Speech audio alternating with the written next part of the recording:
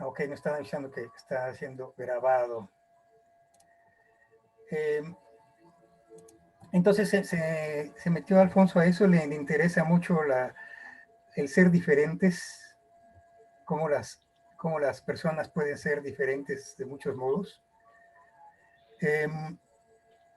Y fue de los fundadores importantes del grupo núcleo original de lo que fue el Grupo de Estudios Ambientales, GEA, que es de las organizaciones de la sociedad civil, pues primeritas, ¿no? Que reivindicaban como era un poquito después que GEA, reivindicábamos pues otra serie de cosas, ¿no? Además de las que el gran desarrollo nacional nos ofrecía, el régimen de la revolución nos ofrecía a todos, ¿no? Entonces, bueno, pues qué onda con los pueblos indígenas, qué onda con las comunidades locales, qué onda con las economías campesinas, qué onda con los ecosistemas, la agricultura puede hacerse como agroecología o tiene que ser siempre con muchos insumos, todo ese tipo de temas, ¿no? Entonces, ahí ha estado él, ya en los años más recientes, pues ha dejado que las nuevas generaciones de geos se hagan cargo de GEA. Ya el Alfonso ha andado más en la educación, en la reflexión sobre pues, estos temas que han sido de toda la vida, de todos modos. Entonces, pues qué bueno, Alfonso, que te animaste, qué gusto estar por aquí. Y pues arrancamos, ¿no? Con mucho Se está gusto. grabando, ¿no? Así es que todo lo que digan será usado en su contra. Bueno, pues muchas gracias, Paco. Y un gusto estar con ustedes, en efecto. Siempre hemos sentido o he sentido en lo particular, hablaré en lo particular y hoy estoy hablando desde la plataforma de Solaris. Ahorita en un rato ya les contaré por qué. Pero me da mucho gusto entonces esta reunión y me parece que este tipo de reunión de reflexión y sobre todo para alimentar, ¿no? Para alimentar la visión tanto de perspectiva como de prospectiva de lo que se puede seguir haciendo como organismo civil en estos lances ambientales o ambientalistas y campesinistas y, en fin, de búsqueda de mejores condiciones de vida para uno y para los demás y para el planeta, etcétera. Pues qué bueno que lo están haciendo y gracias por la invitación. Y en particular, sí, voy a platicar un poco de un tema que además en la misma conversación con Paco se enlazó enlacé dos cosas que me parecía importante vincular, que era la perspectiva y la importancia que está teniendo el impulsar esfuerzos cooperativos, vamos a decirlo muy sencillo, con la perspectiva que siguen teniendo y que han tenido desde hace mucho, así que desde antes que las reinventó la Revolución Mexicana, las podríamos llamar ahora emprendimientos comunales, ¿no? Si los emprendimientos, el aprovechar recursos, realizar servicios, etcétera, en el encuadre de lo que se llama servicios o empresas o emprendimientos comunales, comunitarios, sobre todo marcados en lo agrario, ¿no? En la comunidad agraria como tal. Bueno, entonces vamos a hablar un poquito de eso. Voy a mostrarles unas cuantas láminas y que eso espero que dé para como conversar un poco más a fondo el tema, ¿no? Entonces van unas poquitas láminas, prometo que no van a ser muchas. Lo importante es que sea como práctico, ¿no? Que estimule la la focalización, diría yo, de nuestra atención. Sí, ahí se ve la lámina, ¿verdad? Vamos a avanzar entonces. Primero, entonces, llamé esto cooperativismo o cooperativos y empresas comunales en México como iniciativas que tienen raíces similares y que ofrecen oportunidades sinérgicas formidables de articularse, de trabajar juntas, de avanzar juntas, de ser como un espacio interesante de resistencia y de cambio, ¿no? Lo ilustro con esta imagen, como ven ustedes ahí, del símbolo que adoptan los cooperativistas a nivel internacional. Hoy en día ese simbolito que parece forestal, ¿no? Los dos pinitos. En realidad es un símbolo que han ido adoptando los cooperativistas en todo el mundo. Entonces me gustó mucho ilustrar con este vínculo hasta simbólico la articulación de esos dos campos de experiencias, ¿no?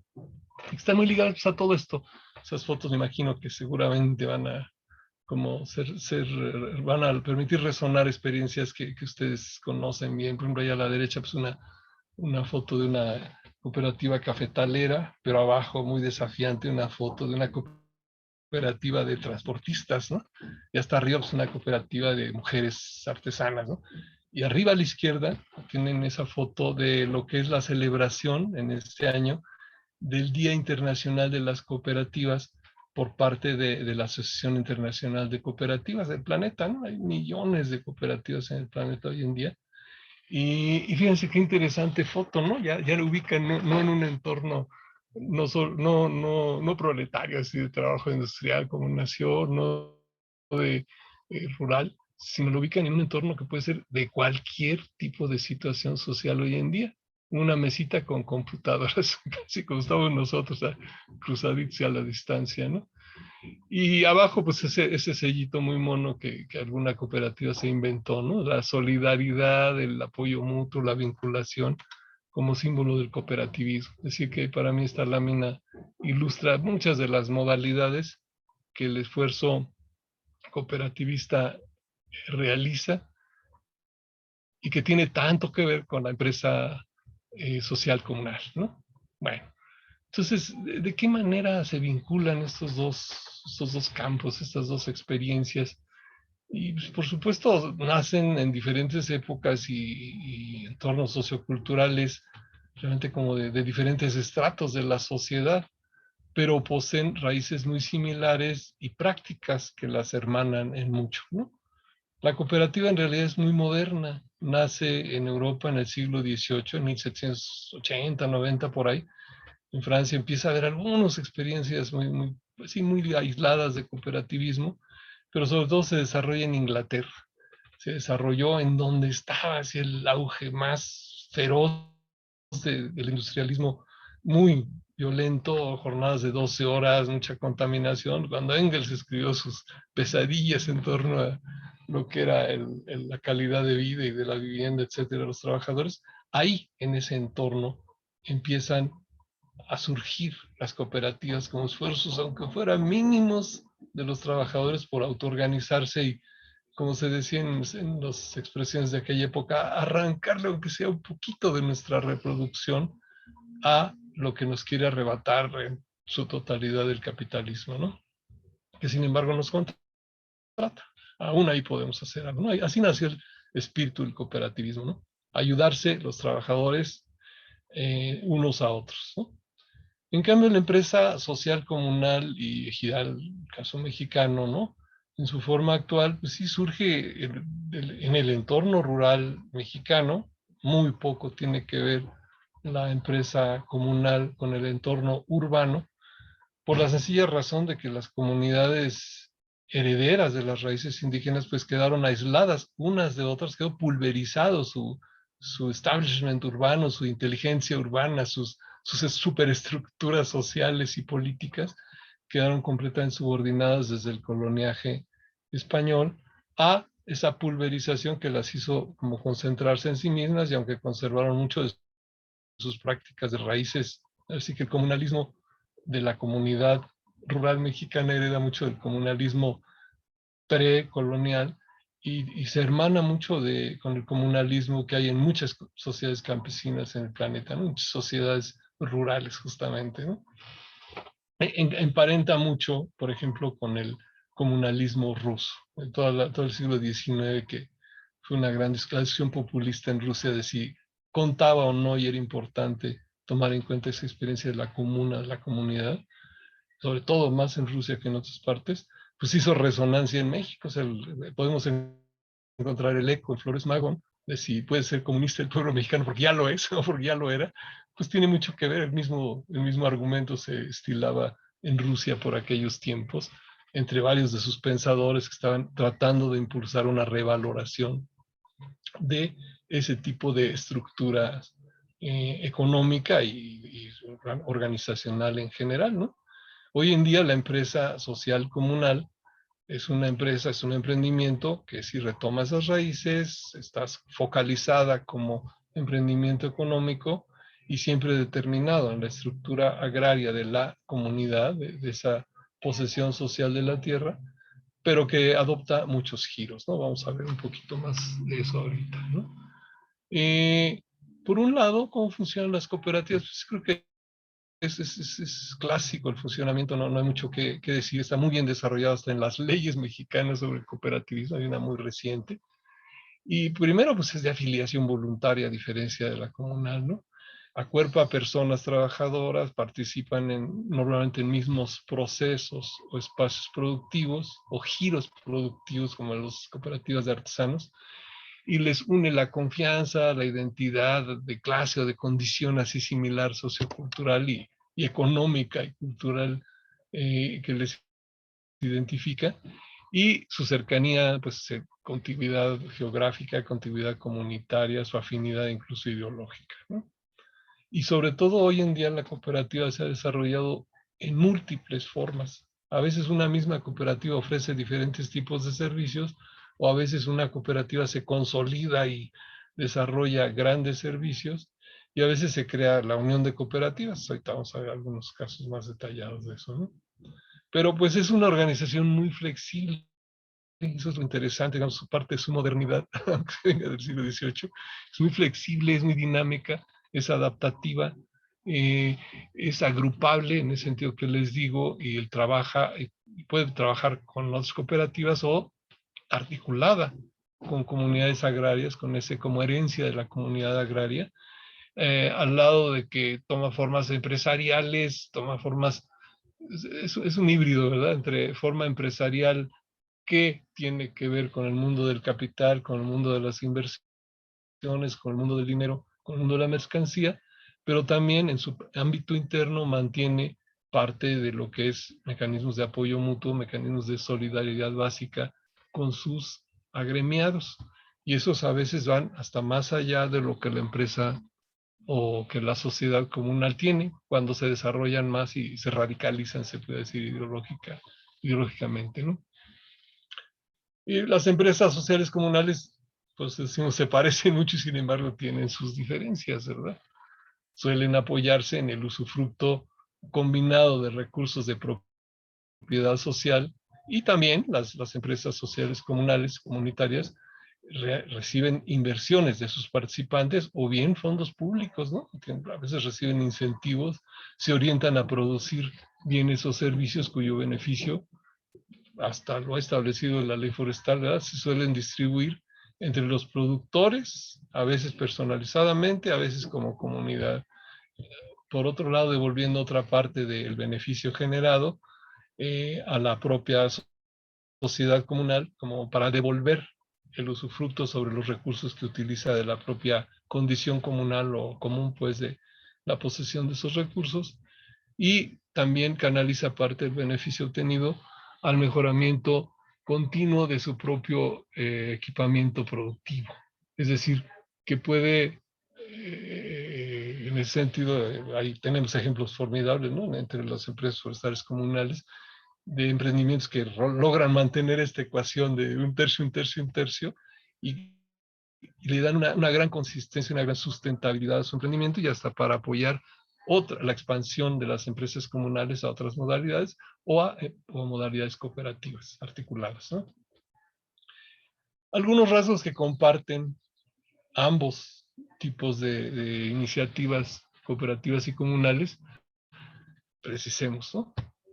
Digamos que prosperan y desaparecen ocasionalmente estos tipos de experiencias cooperativas y comunales, así que todos los días, ¿no?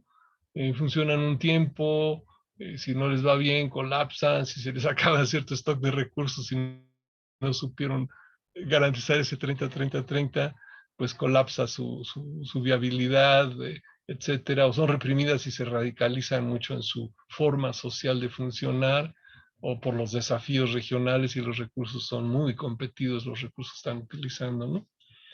Por otro lado, existen varios millares en México, simplemente, de cada tipo de estas formas de producción colectiva, y si bien tuvieron orígenes diferentes, tienen en común que de una u otra forma cuentan con incentivos públicos, es decir, han sido favorecidas. Esto parece que es una maldición, podemos platicar de ahí un poco.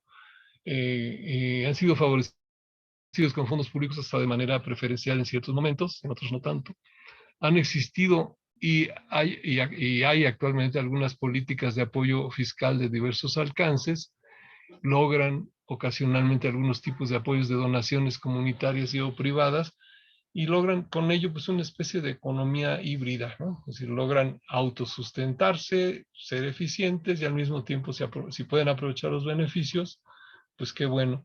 A veces se degrada mucho su vida como emprendimientos. La triste historia de las cooperativas pesqueras en México es un caso muy dramático de cómo un tipo de incentivo solo para ellas, la compraventa de camarón, les degradó mucho su condición. Es una pelea infernal para ver quién se quedaba con los permisos. Se volvió entre ellos dicen, no, pues el asunto es de permisionarios, no de cooperativas, ¿no? Y terminó finalmente siendo borrada con la misma reforma agraria de Salinas en 92, ¿no? Es decir, que estas iniciativas en que a veces las ayudan, a veces las desayudan a estas iniciativas, las propias políticas públicas, en efecto, no son muy de fiar, sino no les ayudan precisamente en el largo plazo a estos emprendimientos. Sin embargo, lo notable es que hay varios miles de ellos en el país. Se habla por lo menos de unas 12,000 cooperativas en el país hoy en día de todas las modalidades. Y bueno, ya las cooperativas agropecuarias, forestales, en fin, pues también se habla de varios miles en el país. Ni siquiera tenemos, hasta donde yo tengo idea, no están muy bien codificados sus presencias. Una anécdota simpática: me tocó ofrecer un curso de una central campesina. Decían, oigan, vamos a platíquenos de cooperativismo, nos interesa mucho. Y cuando hicimos una especie se podría decir, sondeo con los propios participantes, imagínense un salón como 100 técnicos de una organización de 100,000 gentes, digamos, que decía que tenía 150,000 socios en el país. Resultó que tenía varias cooperativas en su seno que ni sabía que existían, ¿no? Y ya fuimos aclarando, rescatando historias de cooperativas en el seno de la central campesina, porque ni los dirigentes sabían que había cooperativas, ¿no? A ese grado es de patético el empadronamiento o el censo de los emprendimientos cooperativos. Y luego eso mismo dice que a veces muchas son muy débiles, muy inconsistentes, muy frágiles. Solo se apoyan en eso como de que hay una ley de cooperativas, pues si hay un incentivo, ahorita le entramos, ¿no? Y no como el espíritu original del cooperativismo, ¿no? Lo que las diferencia. Por un lado, las empresas sociales comunales basadas en ese usufructo de productos comunes, sea forestales, minerales, hídricos o similares, pues apoyan significativamente su emprendimiento en la gestión de algún stock de recursos de posesión común. En las cooperativas, a cambio, básicamente se apoyan en los ahorros de sus asociados o en aprovechar algún rincón de lo que puede ser su vinculación con el mercado para beneficiarse, sea por ejemplo en cooperativas de consumo. Así empezó la primera gran cooperativa en Rochdale, en Inglaterra, en 1944, ¿no? Y algunas grandes cooperativas, por ejemplo la Pascual, la de Refrescos Pascual, han ganado su patrimonio arrebatándolo combativamente a sus propios patrones. Es decir, que hay cooperativas bastante grandes y que se han logrado hacer de un buen patrimonio, no necesariamente de recursos comunes, pero sí de ganados a pulso en batallas pues legal obrera, se pudiera decir, ¿no? Y otras cooperativas funden rasgos de ambos tipos de forma económica, ¿no? Como la Unión de Cooperativas Tosepan-Titatanisque de la Sierra de Puebla, o algunas cooperativas cafetaleras del sureste del país. Es decir, aprovechan las virtudes, las comodidades, la flexibilidad de ciertas políticas para funcionar como cooperativas, incluso a nivel de comercialización internacional, por ejemplo, del café. Y por el otro lado, aprovechan hacia lo interno sus mecanismos tradicionales de consejos de ancianos, de experiencias de manejo de la tecnología tradicional, en fin, o de ordenamiento territorial basado mucho en valores ancestrales, como es el caso de la TOSEPA, ¿no? Entonces tienen ventajas de ambos mundos, ¿no? Como diría en algunas de las ideologías del siglo pasado, avanzan con ambas piernas, ¿no? Con la de la modernidad cooperativista y de la fuerza comunal más ancestral, ¿no? Aquí vamos a tratar de ubicarlas en esta tabla, espero que sea comprensible. Vamos a leerla de izquierda a derecha, estilo occidental, para tratar de escribir. Voy a ir primero en la primera franja, en el primer renglón. Traté de tipificarlas y ubicar a las cooperativas y a las empresas comunales respecto a hermanas, primas o primas lejanas como otros emprendimientos económicos existentes en el país, ¿no? Entonces, de izquierda a derecha, por supuesto, tenemos empresas o presencia de empresas o corporaciones transnacionales. Casos obvios hay muchos, ¿no? Pero el de la Coca-Cola es paradigmático, ¿no? Empresas privadas, que son aparentemente mexicanas o de capital nacional, como dicen muy orgullosamente, o lo que sea, como el Grupo Carso, el de Carlos Slim, ¿no? Empresas socialmente responsables diferenciadas de las empresas privadas en general, porque aparentemente comprometen más de su funcionamiento con pues estándares de mejor cuidado de sus trabajadores, de mejor cuidado ambiental, de mejor cuidado de la calidad de vida en sus instalaciones, etcétera, ¿no? El grupo Bimbo se enorgullece de tener los mejores estándares ISO que hay ahorita vigentes, y con eso se presenta estándares así como internacionales de reconocimiento como empresas socialmente responsables, lo cual ni quiere decir que no sean empresas claramente capitalísticas, pero que sí tienen un compromiso diferente de otras más salvajes, ¿no? Luego, por supuesto, hay los emprendimientos con auspicio gubernamental, que tienen que ver con lo que en el mundo rural se llama, por ejemplo, todas estas figuras asociativas que impulsan las propias instituciones públicas, ¿no? Como las triples S, las ARICS, el titipuchal, ¿no? Hay estudios así que codifican 8 o 10 tipos vigentes de formas de agrupar a la gente en zonas rurales para supuestamente ofrecerles beneficios a través de ello, o canalizarles a que solo a través de esa forma van a recibir fondos de los presupuestos públicos como asistencia técnica, etcétera, ¿no? Esos emprendimientos claramente con auspicio gubernamental se diferencian, aunque de nuevo son medio primos, de las empresas sociales y solidarias. Justamente, si bien la empresa social y solidaria, puse algunas que existen, que son muy interesantes, como el Circo Volador, que tiene funciones culturales, o en el Clima, que es una empresa social y solidaria, se presenta como tal, que hace gran cuidado ambiental, en fin, que son empresas, sí, sociales por su fin o por su preocupación social, que no son una figura asociativa creada por el gobierno, digamos, como tal, y que pues hacen su vida buscando ganarse su pan en el mercado de servicios, en el mercado de servicios como mercancías, ¿no? Luego hay empresas, ya las que nos interesa analizar, las empresas sociales comunales, que pues por supuesto tienen que ver, pues el ejemplo también paradigmático de la empresa forestal comunal de San Juan Nuevo.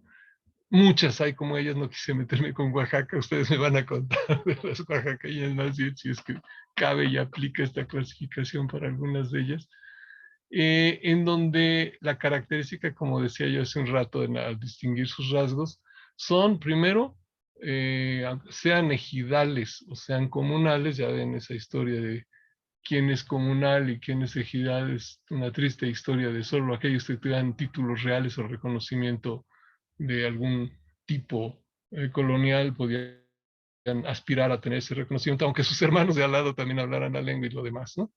Por cierto que ese es un caso muy interesante en la Sierra de Puebla, y nunca lograron ganar ese reconocimiento, pero paradójicamente la gente aún por ahí, por donde prospera Tosepan, lo que pudimos llegar a descubrir cuando estuvimos trabajando por allá con un buen equipo de GEA, era que aún si era pequeña propiedad y pequeñísima propiedad privada de la tierra, mantenían una gran cantidad de rasgos tradicionales de sociedad nahue, de otras culturas precoloniales ahí instaladas, ¿no? Es decir, que, en fin, el caso es que la empresa social comunal o comunitaria o radicada en una base territorial agraria existe en el país bajo diversas modalidades, y aún en Yucatán, aún si no hay comunidades comunales, ¿no?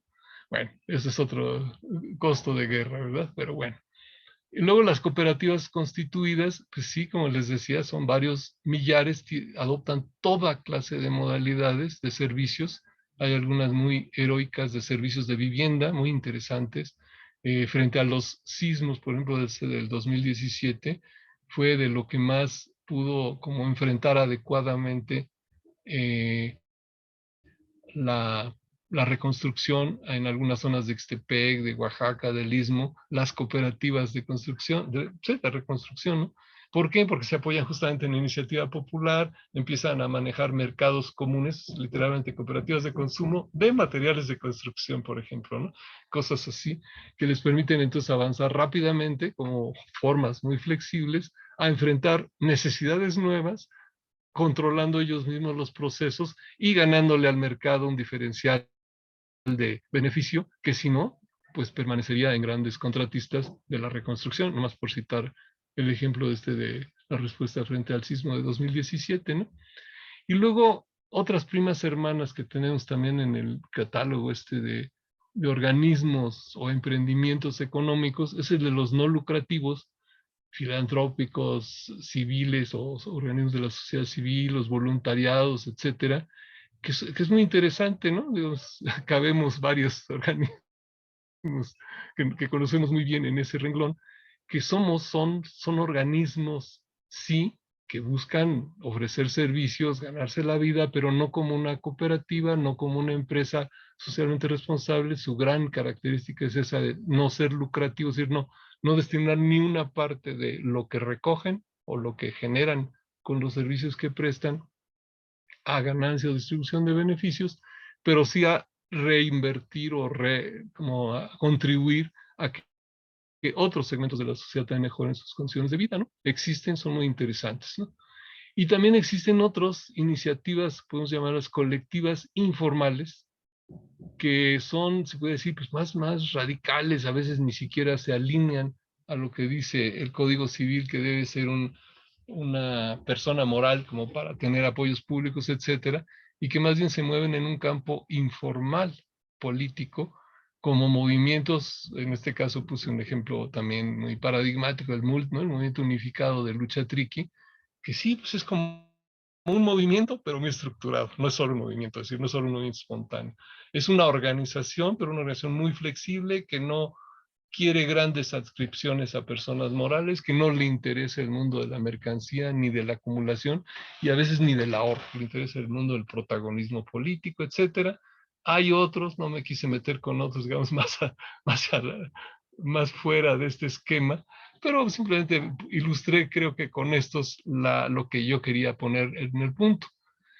Si están caracterizados estos tipos, pueden ver ustedes que fácilmente se puede entender ya los otros renglones, ¿no? Hay emprendimientos orientados claramente al lucro, que llegan hasta aquellos emprendimientos con auspicio gubernamental, que aunque parezcan híbridos, porque trabajan, por ejemplo, en el seno de la comunidad rural, etcétera, pues muchas veces violentan a la sociedad comunal, a la sociedad campesina, porque meten iniciativas o son empujados claramente a buscar el lucro en su propio ámbito, ¿no? Hay otros emprendimientos híbridos, así que sí se mueven en el mundo del dinero, de la mercancía, de la capitalización, aunque no directamente. No, por ejemplo, en el caso de los no lucrativos, pues no se trata de lucrar, pero sí de recibir fondos públicos, hacer un aprovechamiento con ellos, se les tiene bien fiscalizados, etcétera.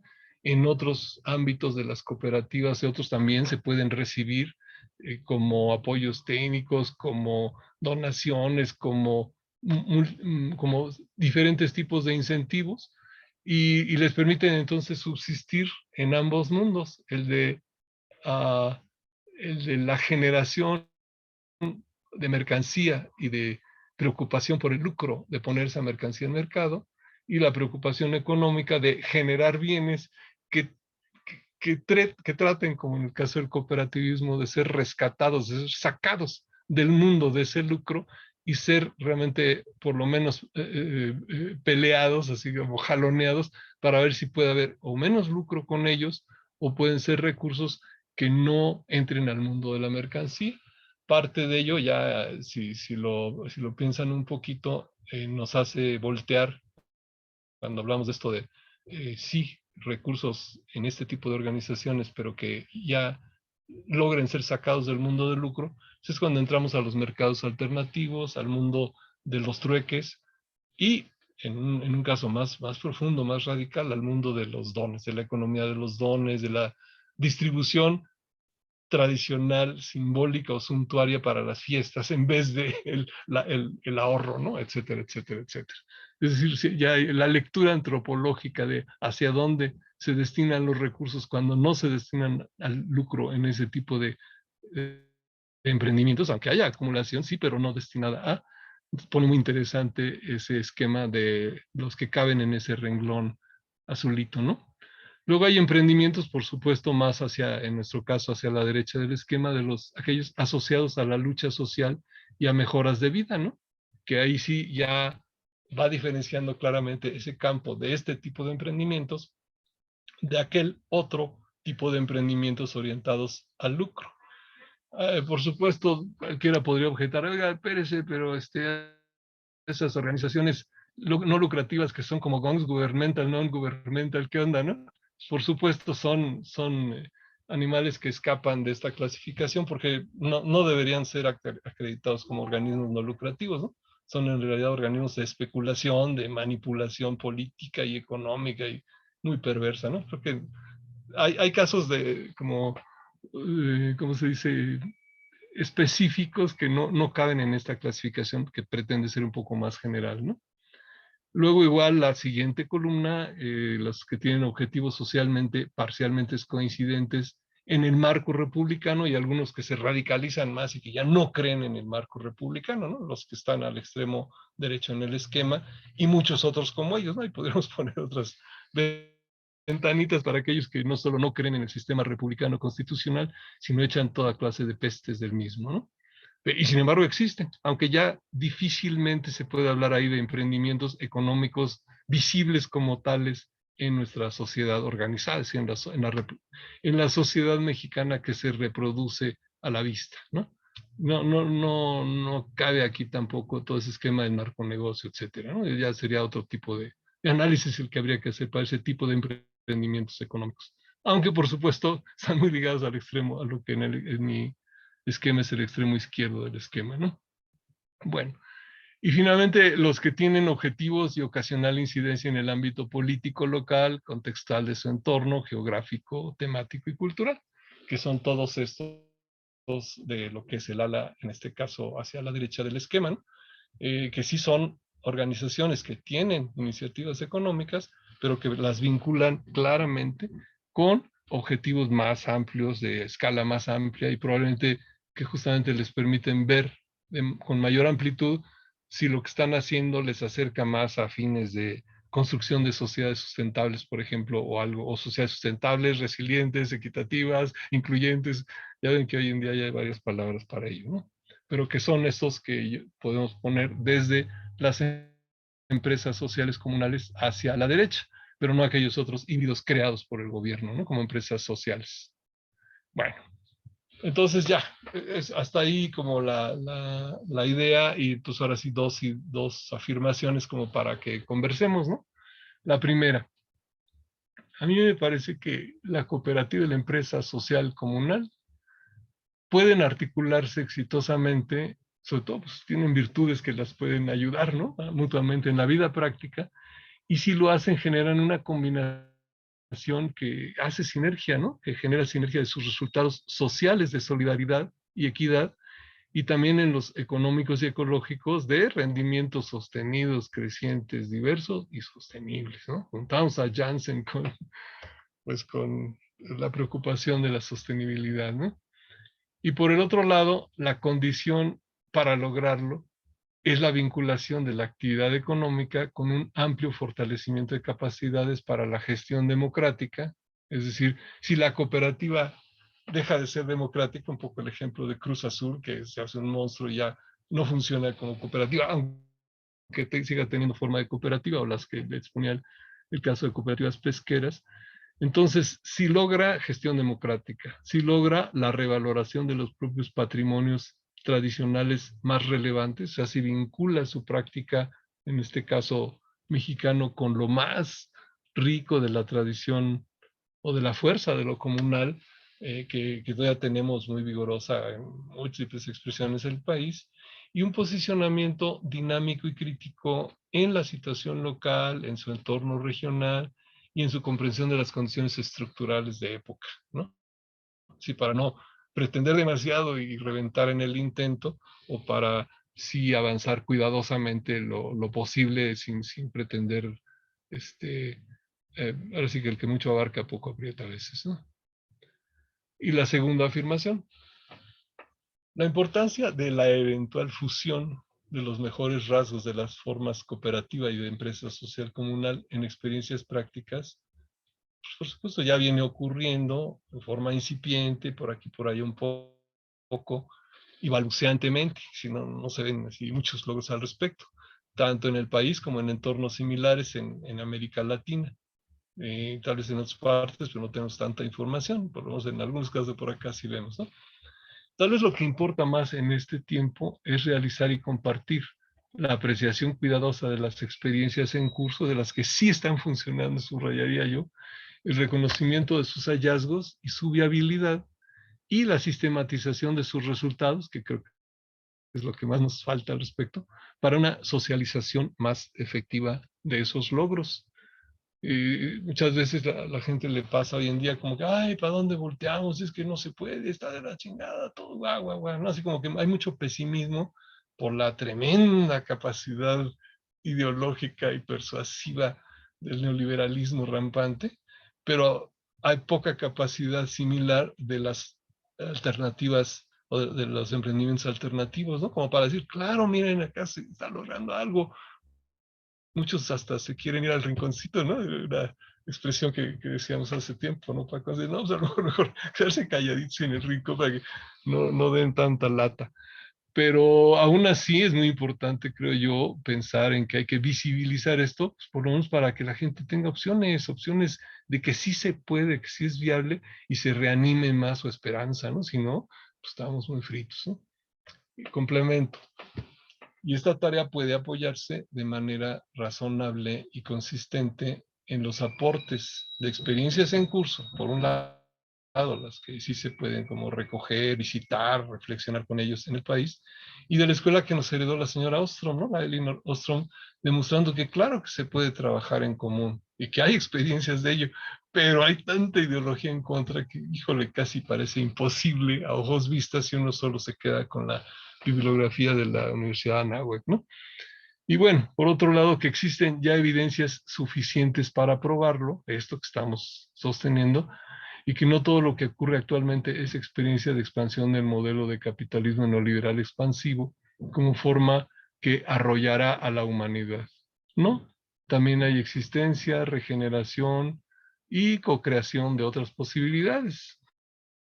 Sostengo, está en curso, está pasando por aquí, por allá, y está poniendo bueno el escenario, pero para quien ve ese tipo de experiencia, quien logra voltear hacia donde están ocurriendo.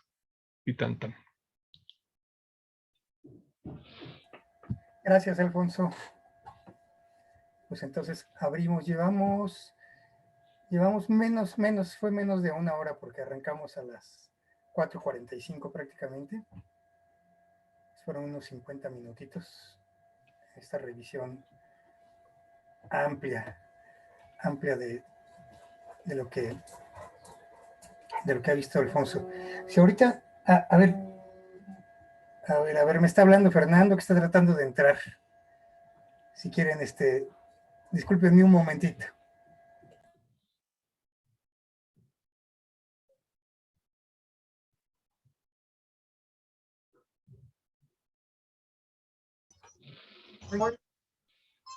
¿Ya estás, Fernando, por aquí? Paco, gracias. Qué bueno, pues llegas justo a la plática con Alfonso. Qué bueno que entraste, Fer, ya. Ya andamos por aquí. Bueno, en lo que afinan sus preguntas, nada más me llama la atención en la recapitulación que hace Alfonso de cómo han sucedido las cosas, cómo fines del siglo XVIII y principios del XIX fueron tiempos de transformaciones muy fuertes, sociales y políticas. Alfonso mencionó que el cooperativismo, bueno, pues empezó en Francia mencionaste 1780 y tantos, ¿no? Y la Revolución Francesa fue en 1789. O sea que fue casi, la idea del cooperativismo fue casi contemporánea de la Revolución Francesa. La independencia gringa, estábamos viendo, fue en 1776, unos añitos antes de la Revolución Francesa, y sobre todo en la parte del norte, los cuáqueros,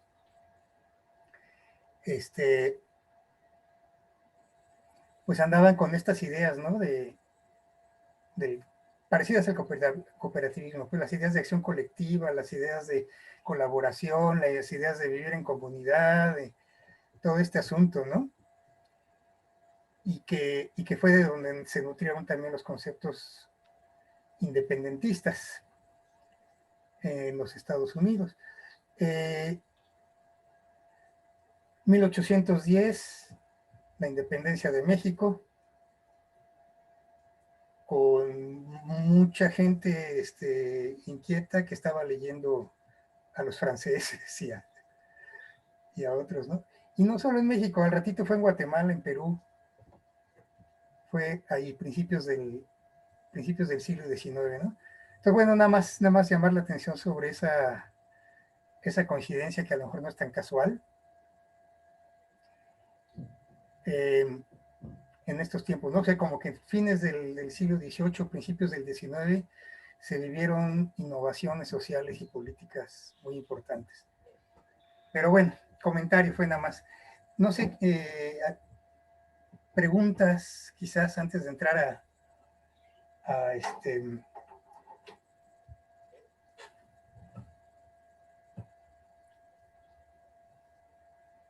a reflexiones más de fondo.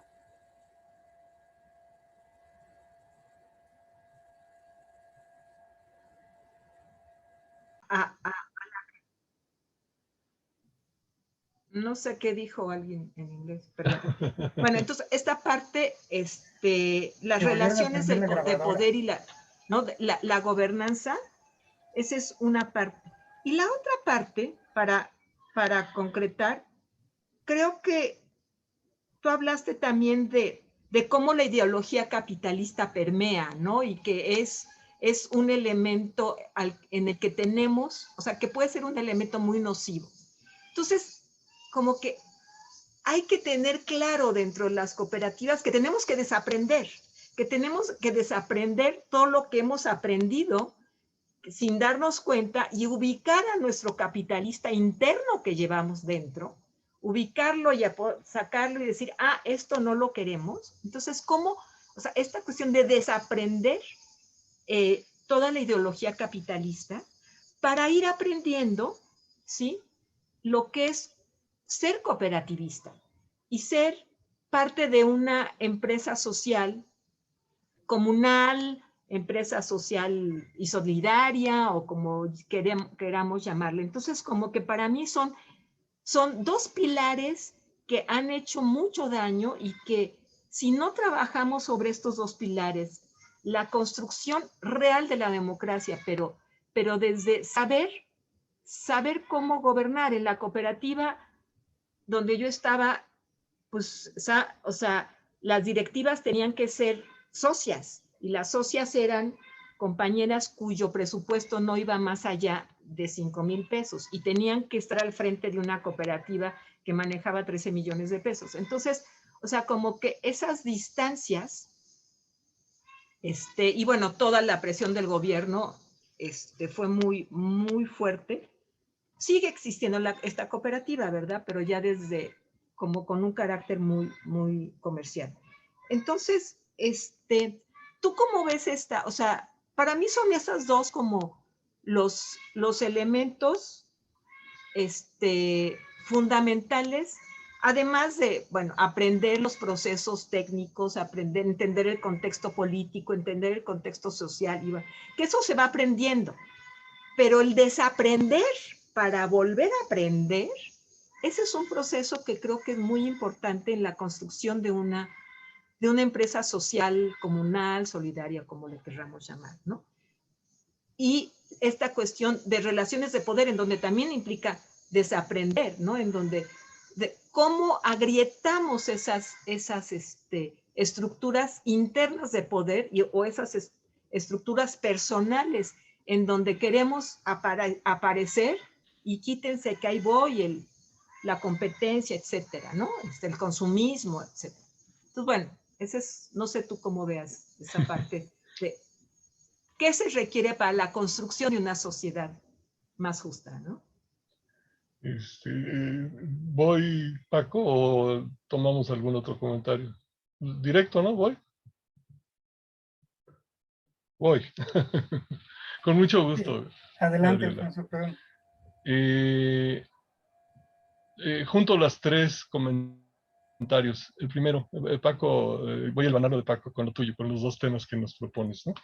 Porque sí es cierto, ese siglo XVIII es muy interesante, es un siglo muy, muy revolucionario, en todos sentidos. Por ejemplo, uno de los grandes héroes polacos, el Kosciuszko, participó en la Revolución Norteamericana y luego se fue a intentar hacer la Revolución a Polonia en 1780, por ahí, ¿no?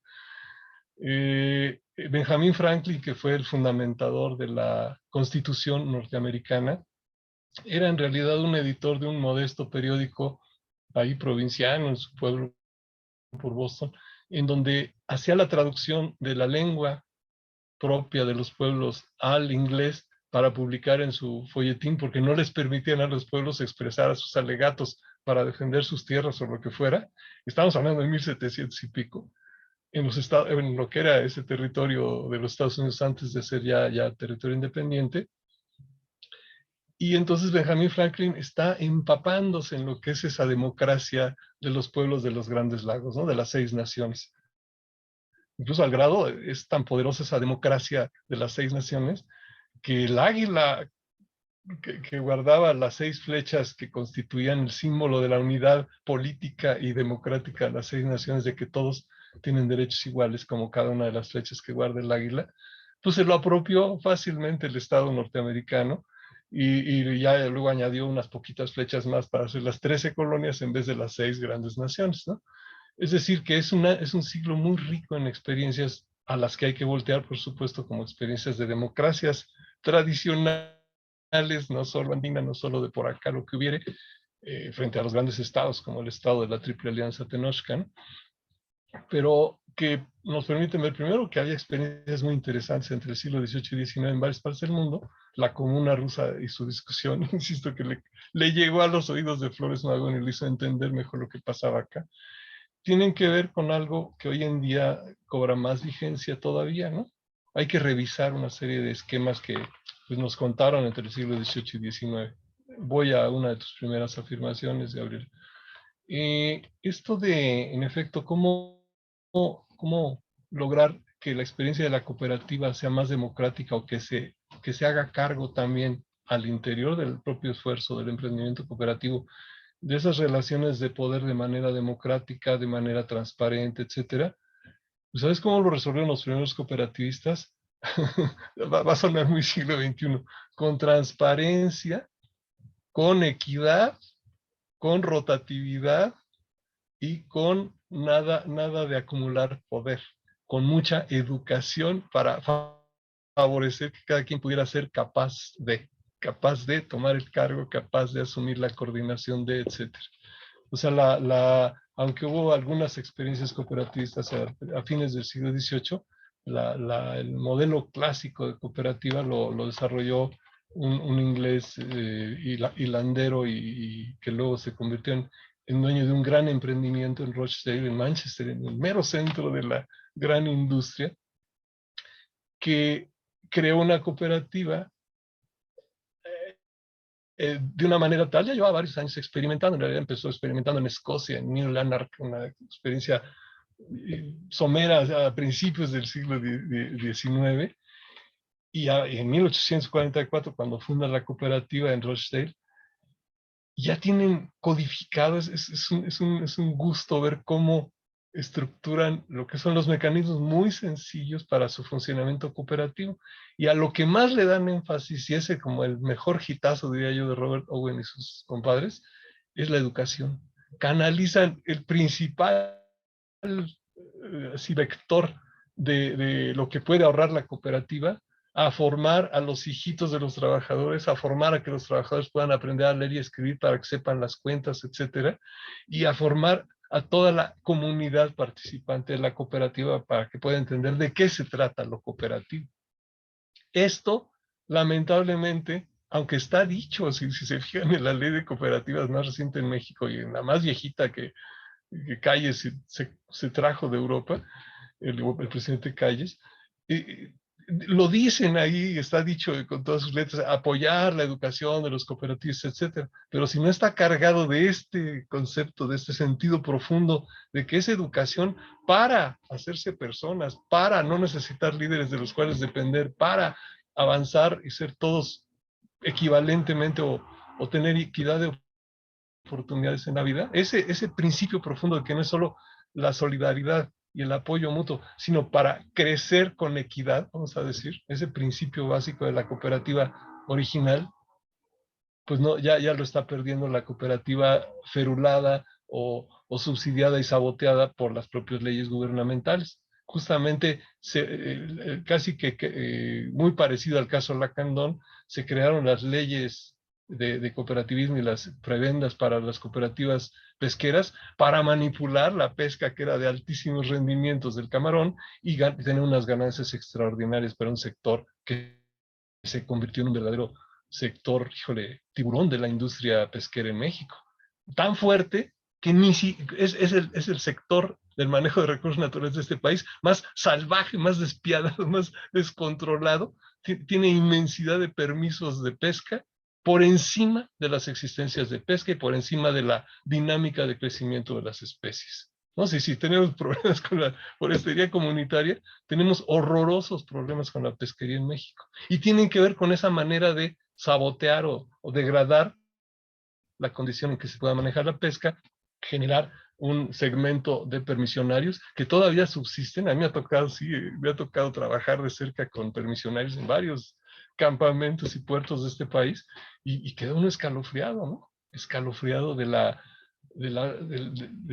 barbaridad con que trabajan con ese poder tan concentrado. Entonces eso de cooperativa en efecto se ha vuelto una especie de como broma pesada para algunas personas si ven solo ese lado de la cooperativa como forma degradada por esas iniciativas gubernamentales.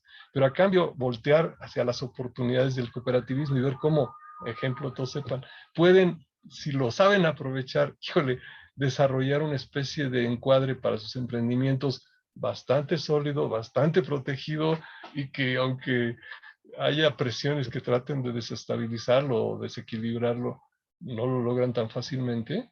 ¿Me entiendes? O sea que en efecto se puede usar para fines de resistencia social y de progreso social regional, o se puede cómodamente usar como cáscara y recibir los incentivos del gobierno para tal, ¿no? De hecho, ahorita, lamentablemente, las iniciativas de 4T que hay, vean, ¿no? Hay en sus páginas está ahorita, cooperativas, se fomenta el cooperativismo, pero de una manera tan flaca, tan bofa, tan débil, que no se ve nada, esto que estamos platicando no se ve ahí en esos enfoques, ¿no?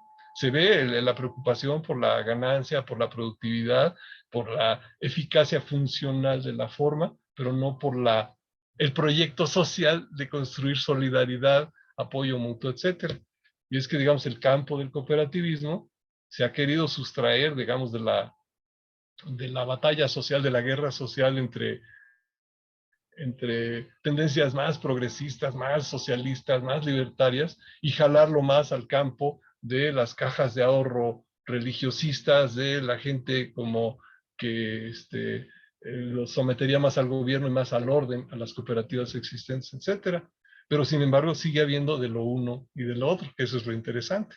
O sea, Flores Magón trabajaba con algunas de esas cooperativas, las primeras que nacieron en México, pues fueron por supuesto con influencia de algunos de esos inmigrantes más radicales europeos, Plotino Rodacanati y otros tipos así muy simpaticones, así muy entusiastas de esta causa social, digamos, del cooperativismo social, fueron los que impulsaron las primeras cooperativas en el país.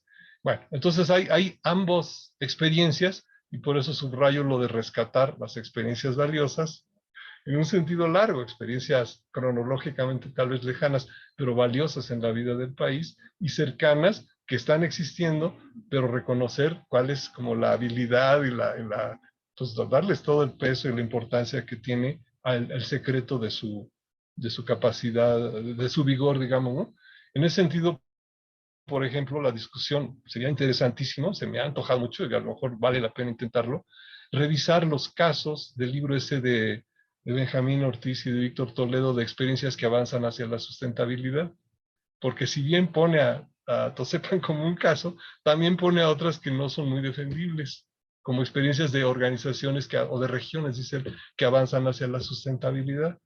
No sé si logro comunicar el punto. Hay que revisar con más cuidado y profundidad en nuestras propias experiencias mexicanas, donde hay experiencias más valiosas, sea de cooperativismo, es mi punto, es una ecuación óptima, digamos, para avanzar, pero sea también de otros tipos y cómo lo están haciendo para ganar capacidad no solo de resistir, sino de establecer un espacio propio, sostener ese espacio propio y mantener una especie de visión o de camino sustentable, ¿no? Si se fijan, no uso la palabra desarrollo.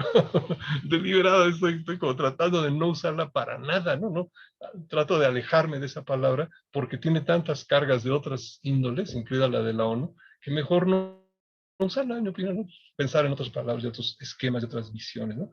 Entonces, bueno, por un lado, ese cómo hacer más democrático esto con educación. En pocas palabras, y está muy ligado a la propia experiencia de la formación de las educativas. Y la última parte, me recuerdas tu segundo argumento, Gaby, que tú decías algo más, no solo la gobernanza interna, decías otra cosa.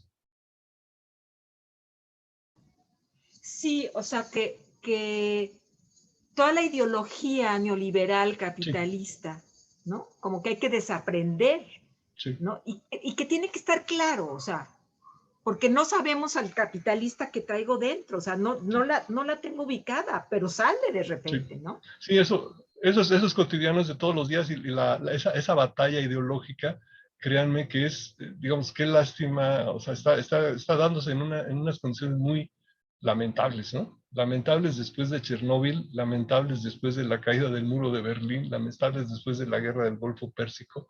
¿Por qué? Porque aparentemente la ideología dominante dice ahorita, ya ven, no funcionó nada de la experiencia socialista y vamos hacia un mundo más razonable, sensato y sustentable.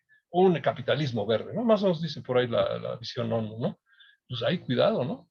¿Cómo logramos aprender, no, revisar con más profundidad y con más cuidado esta como, híjole, no se vale tirarle el agua sucia y el niño también al drenaje, ¿no? ¿Qué rescatar de las experiencias de siglos XVIII, XIX, XX, de positivo, de experiencias constructivas, de experiencias que sí fueron adelante? Y por supuesto, a lo mejor ya abandonar lo que no, pero no regalarle todas las fichas al adversario, sobre todo si se siente tan embelesado de su capitalismo verde y tal, que no hay de otra para la humanidad, ¿no? Yo digo que esa es parte de la batalla ideológica, pues sí, dar una especie de educación, no es solo educación, es batalla ideológica, discusión histórica ideológica, para rescatar lo mejor de estas historias, de estas formas sociales que estamos hablando, incluida la comunal, ¿no?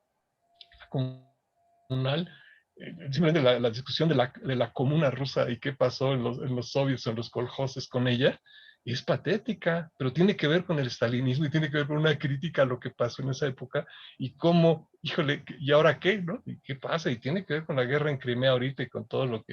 Es decir, si me entiendes, hay que hacer una serie como de revisión, no, la palabra revisionismo incluso hasta la degradaron mucho el siglo pasado, qué lástima.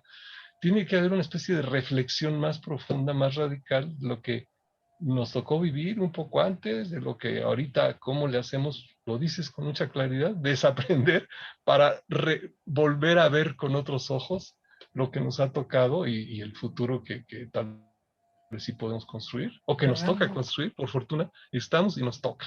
Perdón que me Fernando extendí, está, pero está con la mano levantada. ya.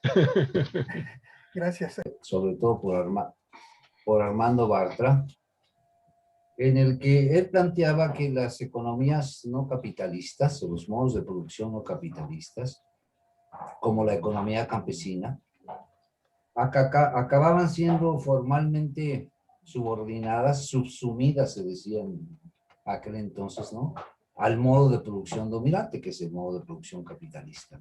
Sino, aunque la lógica campesina, se decía entonces, tenía una lógica de producción distinta de la capitalista, acababa siendo, digamos, refuncionalizada dentro del sistema dominante, o del modo de producción dominante, y explotada por ella misma. Es decir, a diferencia de lo que se llamaba entonces la subsunción formal del obrero, del asalariado, a quien se le paga menos de lo que produce, eso se le extrae la plusvalía a través de un salario mucho menor que el equivalente al valor de su producción.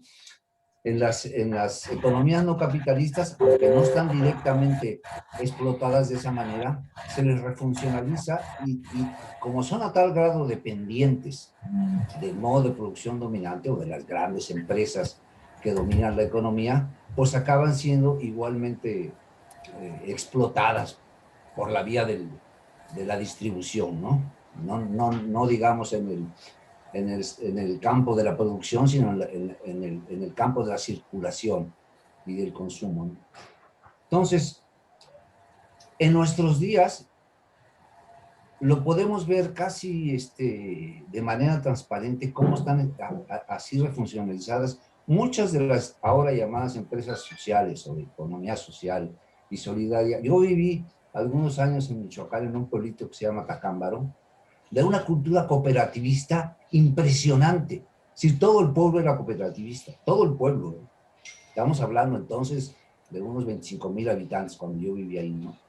Había una cooperativa de aguacateros, que todavía existe, se llama Cupanda, de productores de aguacate. Había una cooperativa de albañiles, creo que se llamaba Mi Casa. Había una cooperativa de consumo, donde todo el pueblo compraba, y había una cooperativa de ahorro y crédito también, ¿no? Todo era cooperativo, pero todo era perfectamente refuncionalizado, así como decía Gaby hace rato. Es decir, los caciques gobernaban las cooperativas.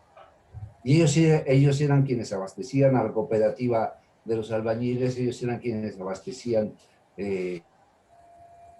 a la cooperativa de consumo, ellos eran quienes establecían condiciones de préstamo, sobre todo, para que la gente consumiera sus productos en sus grandes tiendas.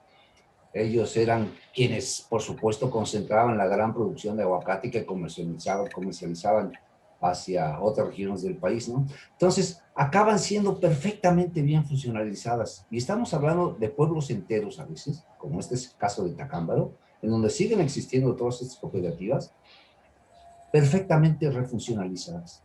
Entonces, ¿qué tanto estamos logrando de veras al impulsar este tipo de empresas de economía social, de empresas con una lógica no capitalista, de salirnos del esquema de producción capitalista y poder lograr beneficios económicos efectivos para la gente?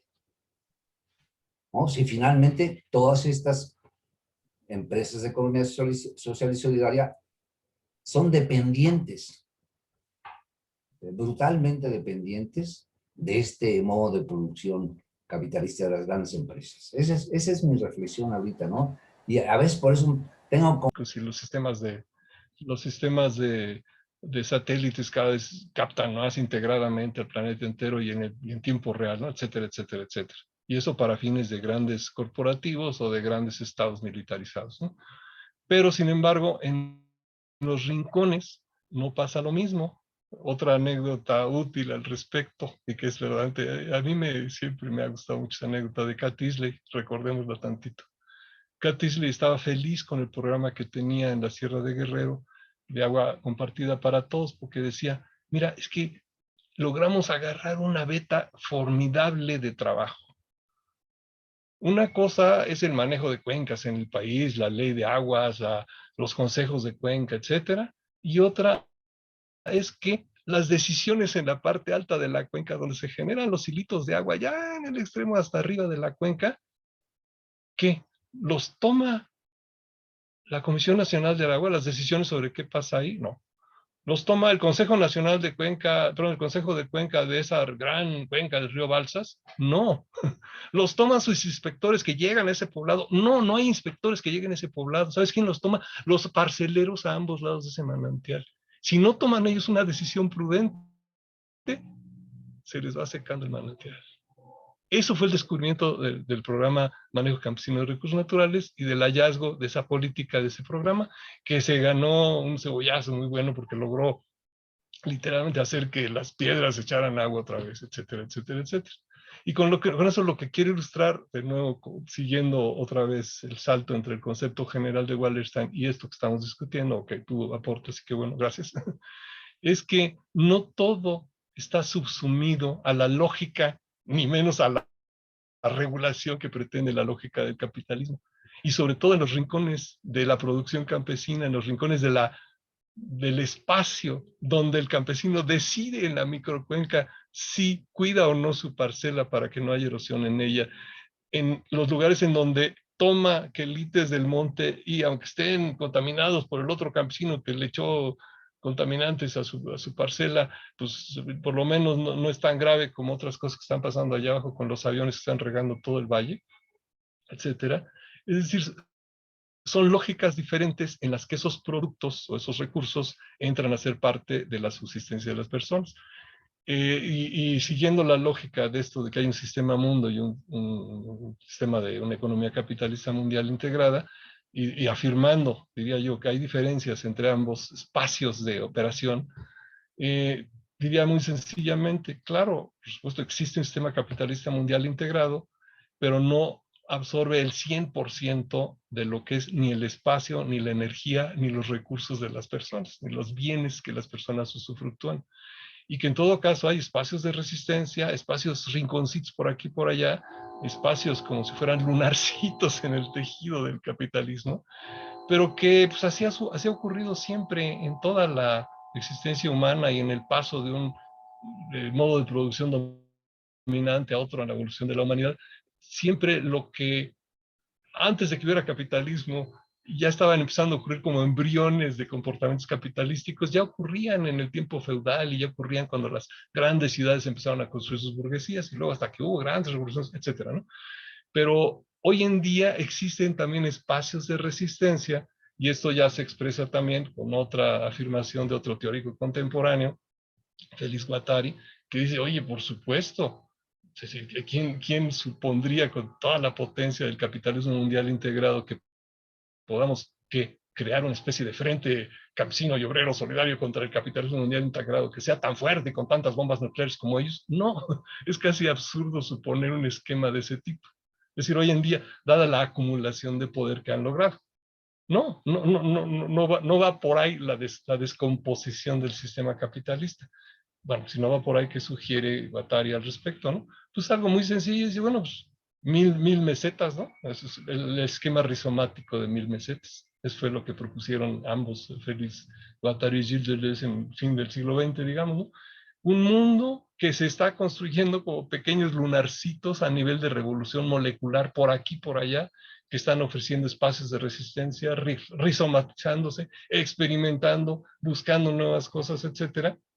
Y yo añado, y enlazando con experiencias en donde todavía la gente come quelites, en donde todavía hay plantas que no sufren el flujo de ese mercado brutal de manzanas que solo si vienen muy tratadas entran al mercado, etcétera. No, hay muchos otros productos que ni entran al mercado ni les interesa entrar al mercado, pero que sí alimentan a la gente.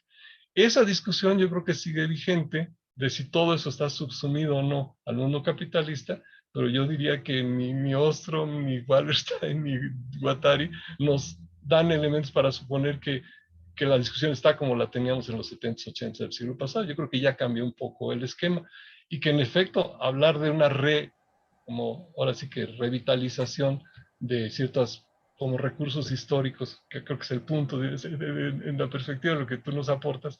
Yo diría la discusión que estamos sugiriendo aquí es que hay elementos en la propia historia de las comunalidades y en la historia de la construcción de alternativas de emprendimiento, de emprendimientos cooperativos que nos ayuden a pensar en futuros más, más humanos, ¿no? Más rincones de futuro más humano que vayan haciendo ronchita, que vayan creando más y más mesetas, como dirían mis queridos Félix Guattari y Gilles Deleuze. Está bien. Oigan, yo creo que tenemos como 15 minutos todavía. Nuestro compañero ahí en la Chinantla tratando de armar, bueno, se armó de hecho una cooperativa, pero cuando Gaby dice que tendríamos que cuidarnos de nuestro capitalista interno, pues yo siento que todas las personas, incluida yo, ¿no? Tal vez yo también, no me puedo excluir, quisiéramos un mundo lleno de dinero. O sea, es es esta visión de felicidad que no están excluidas las personas que están en las comunidades, aunque estén retiradas. Era bien interesante porque la tallerista, que es bastante hábil, les decía, bueno, ¿cómo se imaginan ustedes su futuro después si esto progresa, si seguimos haciendo chocolate y se vende? Entonces, todas decían, básicamente, quiero un costalito con dinero. O sea, eso me va a dar seguridad a mí, a mis hijos. Y entonces ella le decía, bueno, vamos a traducirlo en bienestar, no en dinero, en bienestar, en educación, en que todos podamos comprar artículos de buena calidad, que los hijos puedan llevar a buenas escuelas, tener buenas oportunidades. Pero es o sea, el capitalismo o la visión es difícil de desentrañar y es como muy inmediata y muy desesperada. Entonces, hay que tener como, yo pienso, muy bien planteadas y con mucho optimismo, que es lo que me gustó, lo que tú decías, que si se logra democracia, transparencia, equidad, rotatividad, formación, podemos todos, incluida yo, entrar en un esquema así. Entonces, no, pues eso, que yo me desanimé muchísimo en esa reunión. Realmente cuando estuve viendo eso dije, híjoles, ¿cómo les podemos plantear un mundo mejor cuando hay tanta desesperación? Y eso que ellos tienen un sistema muy profundo de tequio.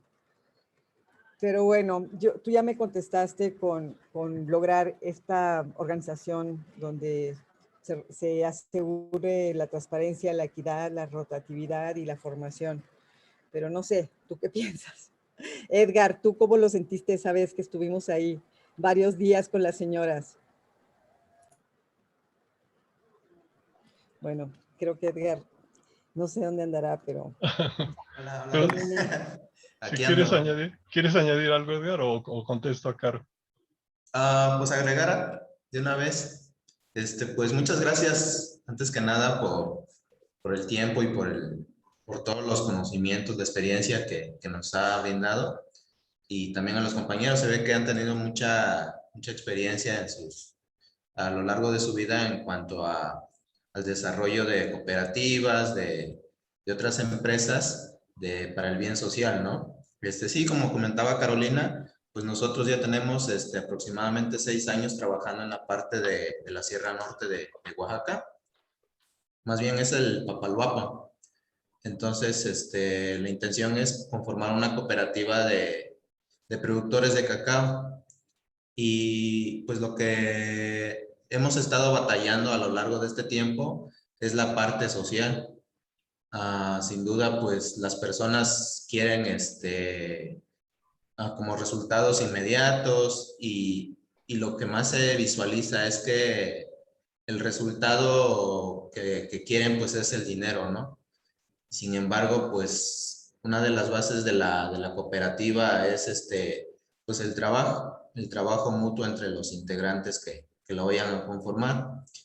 Y pues ya los resultados que se obtengan, pues son pues beneficios, ¿no? El dinero pasa a ser un medio para obtenerlo. Entonces, pues sí, es muy interesante todo esto, pero también es algo muy, muy difícil de llevarlo a cabo. De transmitir. Te deberíamos de llevar siempre. Ok. Y antes de que entres, Alfonso, comento aquí, leo lo que puso Gabriela en el chat.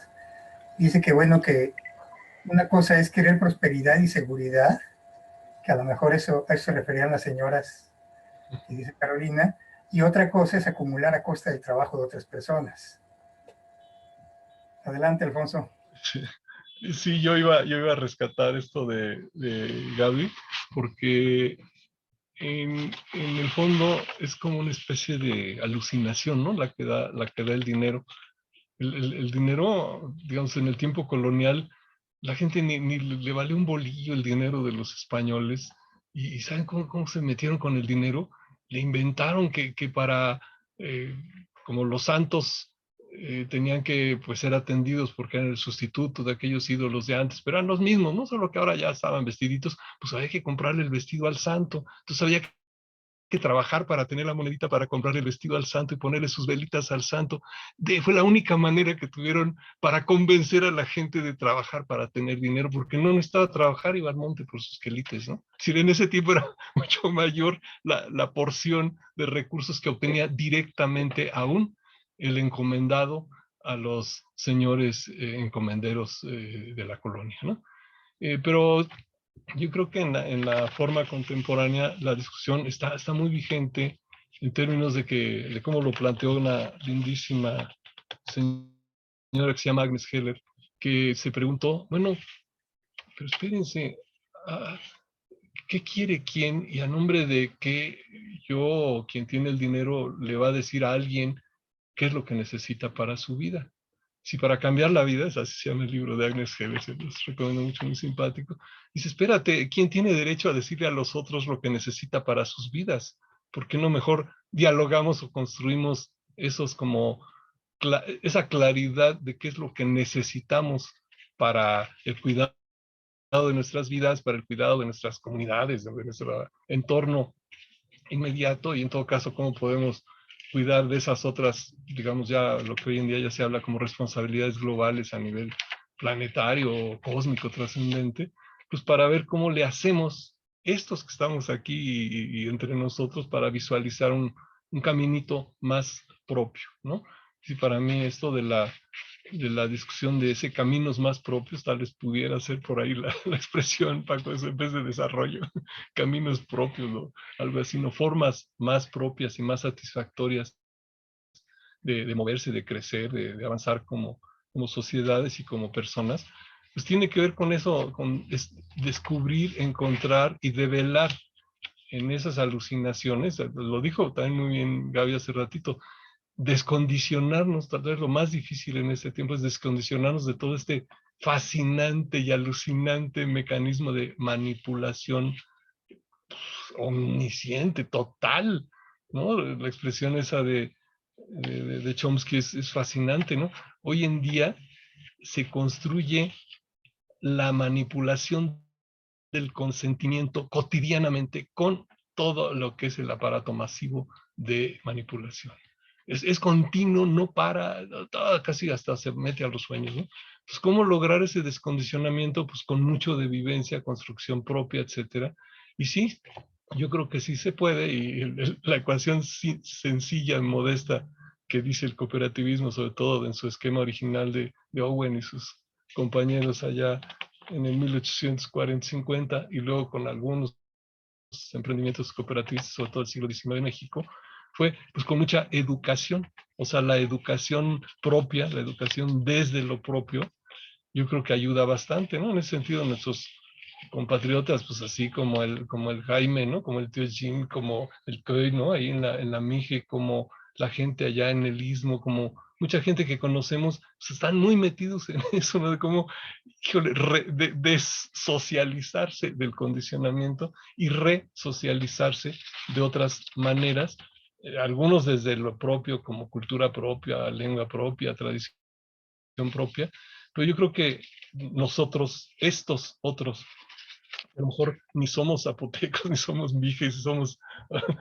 que somos híbridos, somos mestizos, lo que sea, también tenemos nuestra condición propia y podemos encontrar una forma propia de decidir cómo queremos avanzar, crecer, y al mismo tiempo con quienes queremos socializar lo que aprendemos, lo que nos damos cuenta, ¿no? Yo creo que ese es un poco este tipo de papel que este tipo de personas con las que estamos aquí reunidos hoy podemos reflexionar. Nosotros también sí podemos jugar un amable y gustoso o estimulante papel dialogando con gente que tenga otros tipos de enraizamientos en otras experiencias locales, tal vez algunas muy jugosas, muy vigorosas, con grandes raíces, o tal vez descubriendo nuestras propias raíces, quiero decir, en nuestras propias existencias nosotros mismos, pero pues para tener un diálogo muy rico, ¿no? Yo creo que es por ahí, es de diario, ¿no? Es de diario, Caro.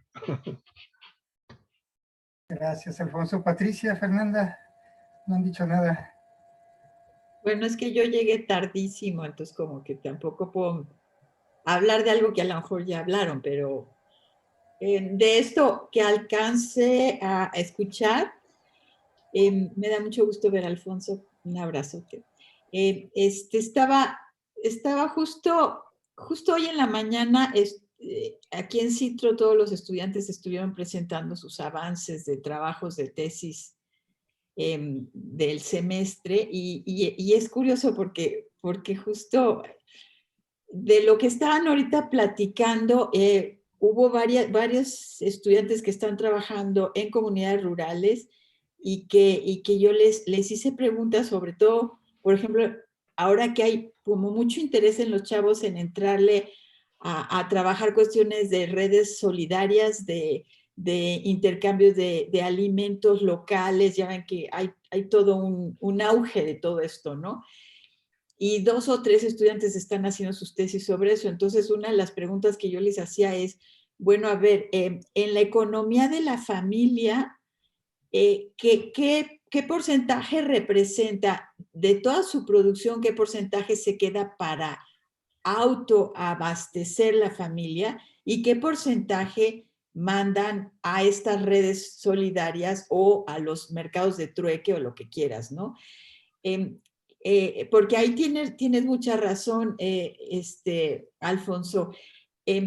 Creo que tenemos que voltear a ver a nivel de las familias, de cómo las familias están manteniendo, alimentando y generando los productos de los que se abastecen, ya sea para comida, para construcción, para calor, porque ahorita estoy trabajando además en Zongolica en producción de leña y de carbón, que es una cosa fabulosa.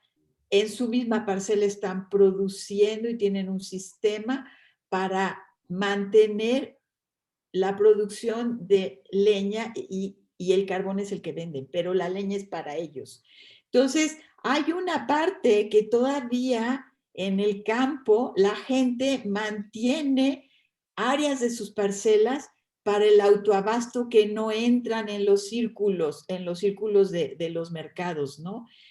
Y yo recuerdo que hace siglos, cuando estaba haciendo mi tesis de licenciatura, que me puse a leer por primera vez en la vida tesis de sociología rural, me encontré que hubo toda una escuela en Chapingo que estudiaban esas cuestiones de economía familiar y que yo creo que ahorita es el momento de recuperar ese tipo de análisis porque las familias se han adaptado, pero al mismo tiempo mantienen ciertas estructuras y formas de vida que no las olvidan, sobre todo quienes tienen tierras, porque cuando tú le preguntas a un campesino, bueno, los que digamos tienen de qué vivir, porque ciertamente hay zonas en donde está bien canijo el rollo, o sea, no tienen buenas tierras, no tienen agua, y entonces, ¿cómo producen, no? Pero los que sí tienen buenas tierras, ellos no se quieren ir a la ciudad como para qué, si aquí tienen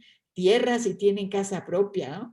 Entonces creo que hay que voltear a ver con esos ojos de la economía de la familia, porque esa es como la base al final para como el sustento para cualquier otro tipo de circuito de economía solidaria. Esa es como la familia, ¿no? Eso por un lado. Y por el otro, respecto a esto que decía Carolina y Gaby, pues sí, hay todo este asunto de decolonizarnos, ¿no?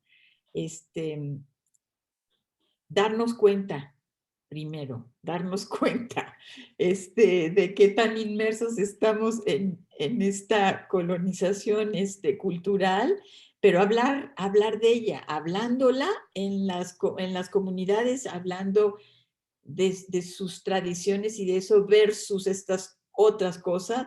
Cuando se empiezan a hablar ellos mismos, se empieza a decantar de que, pues sí, no necesariamente lo nuestro es malo, no necesariamente lo nuestro lo tenemos que eliminar. Entonces creo que ahí hay un asunto de visibilizarlo, de hablarlo, para que entonces pueda recuperar como una mayor importancia en cada lugar, ¿no? En fin, son como ideas que se me vinieron a la mente. Gracias, Patricia. ¿Quieres Un minutito final? Con mucho adelante? gusto, porque ¿sí A lo o mejor no? quieres decir algo todavía. ¿Sí? ¿Se puede? Y tú puedes, Paco, claro. órale, pues va. Muy breve, pero sí, qué lindo, gracias. Y híjole, me hiciste recordar primero al Cholo, ¿no? Al maestro Hernández Xolocotzi. Es decir, que la revaloración de la tecnología agrícola tradicional que sigue existiendo, es decir, que ahí está en nuestras narices, solo que a veces está como discretamente en el rincón y no la valoramos, tiene virtudes formidables respecto a la economía de la Revolución Verde, por un lado, ¿no?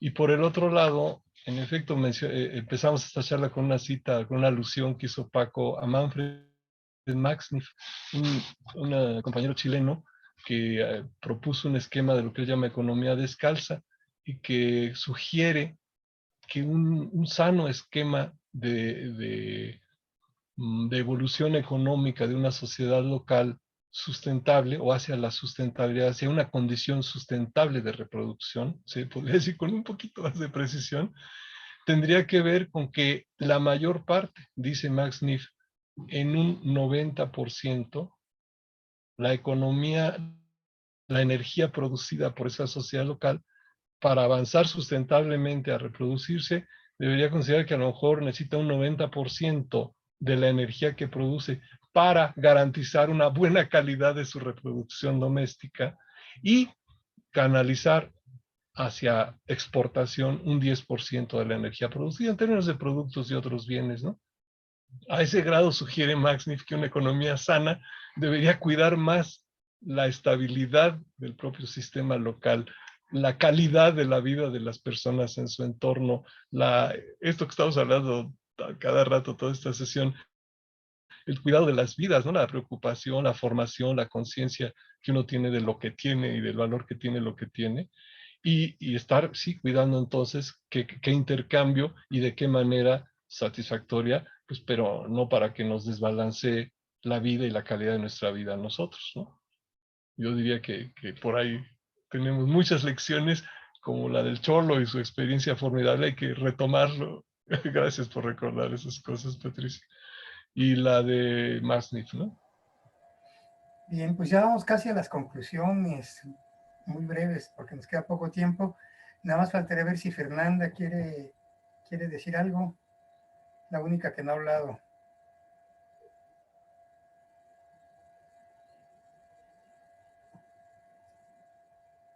¿O estás tranquila oyendo nomás, Fernanda?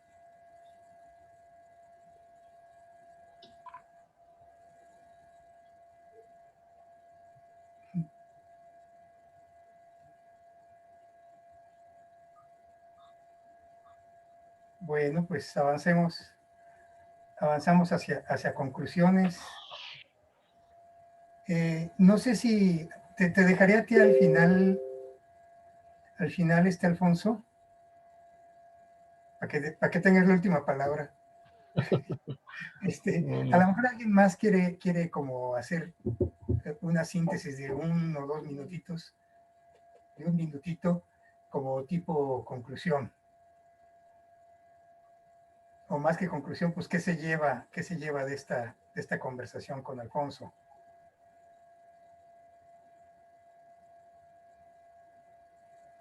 No sé, Fernando, Yolanda no ha hablado, tampoco.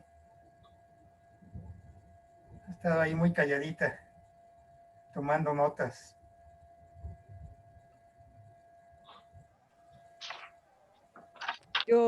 Bueno, yo contenta de saber que sí se puede, que no hay que desanimarse y además con herramientas bien concretas que están al alcance si hay la visión de implementarlas. Entonces yo estoy muy contenta porque pienso que la próxima vez que me vaya a plantar con las señoras puedo tener una visión mucho más completa y pisando la tierra sin exagerar, sin inventar.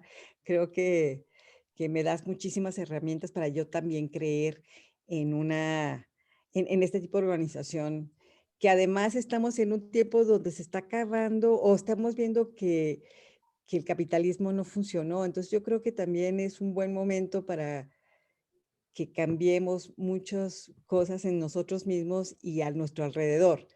Entonces yo creo que me llenaste, me diste bases para el optimismo. Entonces muchísimas gracias, Alfonso. Gracias, Carolina. Yolanda, ¿alguien más? No, pues igual digo, yo he estado tomando algunas notas, pero sí, a mí me parece muy interesante, me parece muy interesante las aportaciones de Alfonso. Muchas gracias, Alfonso. Y pues yo creo que esto da para más. O sea, para mí, pues esto es como una pequeña introducción a una discusión mucho más larga, que yo creo que valdría la pena tener. Y porque además sí hace falta, ¿no? Estamos como embebidos ya muy fuertemente en una cultura en donde pues, lo que importa es cuántos likes te llevas en el Facebook o si qué modelo de celular tienes, y además con unos bombardeos terribles, ¿no? De información que te llegan de todos lados y con muy poco tiempo para reflexionar. Entonces, pues qué bueno, pues muchas gracias por permitirnos tener esta reflexión y pues mi propuesta es que sigamos. Gracias, Yolanda. Fernando está pidiendo la palabra. Entonces, a ver, ahora sí pongo mi video. Gracias. Para que no me regañen. Sí, Yolanda no puso el suyo. Rapidísimo, nada más rescato como conclusión parte de lo que comentaron tanto Gaby como Caro como Alfonso. Y es que nosotros seguramente por deformación profesional nos hemos abocado probablemente más a tratar de cimentar las bases materiales, técnicas, ¿no? de la producción en las empresas sociales o solidarias, pero hemos probablemente, digo nada más, descuidado todo el trabajo en el terreno de la educación, en la cuestión ideológica, digamos. Creo que tenemos que fortalecer ahí. Sí, es un elemento tan importante o más como la cuestión de la base material, digamos, u organizativa, técnica, etcétera, ¿no? Tenemos que desarrollar una propuesta convincente de trabajo educativo en el área de la economía social y solidaria, ¿no? Es decir, dar principalmente la lucha en el terreno de las ideas. Me dio mucho gusto estar con ustedes. Muchas gracias, Alfonso. Aprovecho para de una vez reconocerte tu gran aportación y para agradecerte por tu tiempo. Y a todos. Gracias, Fernando. Pues ya estamos apenas a tiempo para que Alfonso ahora sí nos dé la última palabra. Sus conclusiones, Alfonso. Una, que me gustó mucho el diálogo, que me hace recordar cosas que he tenido de conversación con varios de ustedes en otros momentos, pero que si se dan cuenta, yo creo que todos estamos todas y todos estamos como si estuviéramos viviendo en una nueva época. Yo siento que ya no, que esta época pospandémica nos va a cambiar la existencia, ¿no? No solo por el tiempo de mucha meditación y mucho guardarse tantito, sino porque está obligando a revisar opciones, ¿no? A revisar oportunidades, etcétera. Por ejemplo, nada más para que de pronto me recordé ahorita con esto que estábamos conversando, aquella presentación en video a larga distancia que se tuvo ahí en Capulalpan en aquel evento que me invitaron el año, que fue 2 años, ¿no? Algo así, de la cooperativa Aragón, aquella de España, ¿no? Si se recuerdan, es una riquísima experiencia cooperativista con multiempresas ya trabajando muy coordinadamente, y que ahí la explicación casi obvia se les traslucía, se les chorreaba por las palabras. Pues es una experiencia que tiene que ver con desde los tiempos de la Revolución Española, ¿no? De esa formidable Revolución Española de los 30, ¿no? Es decir, un gran emprendimiento social muy fuerte generó la motivación social, las raíces, la visión, la animación para que experiencias como esa gran cooperativa subsistan, hablando de lo ideológico, ¿no? Pero en ese sentido, pues sí, de que sigamos revisando, de que se siga trabajando, tal vez si logramos estimular que hay opciones, se están construyendo, es posible y no todo es el batido del neoliberalismo. Híjole, pues qué bueno, ¿no? Si logramos algo de eso, me da mucho gusto. Para seguir conversando el otro día, ¿no? Está bien, pues muchas Ya. gracias, Alfonso. Estuvo muy rica la conversación. Y pues gracias a todo el mundo por haber estado aquí. Gracias.